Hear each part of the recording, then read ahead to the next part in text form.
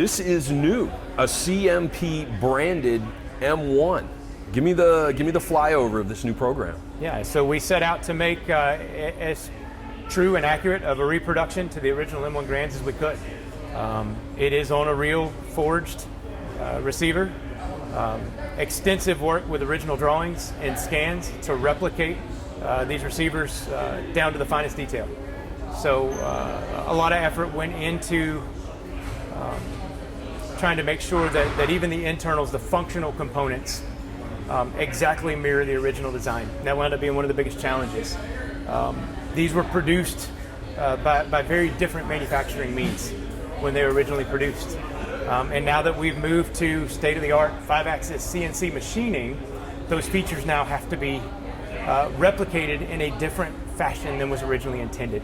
So that really became one of the biggest design challenges, is figuring out how to exactly replicate all of the surfaces and functional areas in this receiver using modern machinery. Tooling clearances become a problem.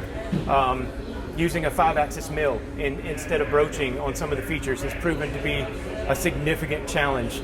And what we found is that in these receivers, there's no margin for error. It really becomes just absolutely phenomenal to look at the design of this receiver, the tolerances that are required, and to accept the fact that they were able to manufacture them on the tooling that they had at the time.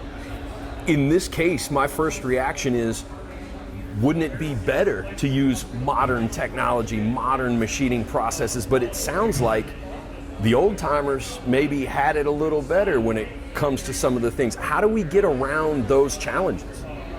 A lot of trial and error. We are working with an incredible partner here with some really good capabilities. Using the scans and the drawings, they've been able to go in and figure out how to use modern tooling to replicate those features.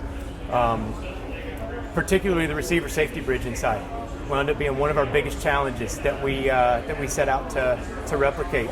And there was a lot of trial and error involved there. Is there a sense of reverence for the history and the design and how they made them back in the day, now that you're attempting to do it with modern technology? Absolutely, among everybody that's been involved in this manufacturing process at any step. The value of having a vendor that's doing these processes for you locally, how important is that? It's critical. It's critical. They bring the modern machining and manufacturing expertise. And we're blessed with more history and experience on the rifles than anybody else. So having them close by so we can work together hand in hand has been absolutely critical. We go over and we stand over the machines. We look at the models on the screens. We're able to take something that is a problem in the morning and fix it and test it in the afternoon. So it's been absolutely critical. For you as a gunsmith, making your way in your career with this company, how important is this project? I think it's huge. I think it's absolutely huge, and for me it's a natural evolution for CMP, that we move into offering our own unique and special products right alongside the legacy products that we've already offered. I think it helps us to get our name out, to continue the legacy of the M1, and to continue to offer opportunities for marksmanship with our products long after any surplus stream might dry up. Beautifully said. We're looking at two examples here. One, the receiver is still in the white, which I commented before the interview, I really like that. Yes. I feel like I'm sort of not the first one to say so. I'm not going to hold your feet to fire, but is there maybe an opportunity for somebody to have a two-tone receiver on their M1? We are certainly looking into that opportunity. Of course, there's challenges with raw steel. So we're looking at some coatings and some other options that we might be able to employ to keep this look, but still give it the resistance to corrosion and wear that we need, that we would get otherwise out of the manganese phosphate finish. What do you think John Garand would think of this version of his design? I think he'd be proud of what we accomplished here. Yeah. I think without the markings, might have a hard time determining which was which.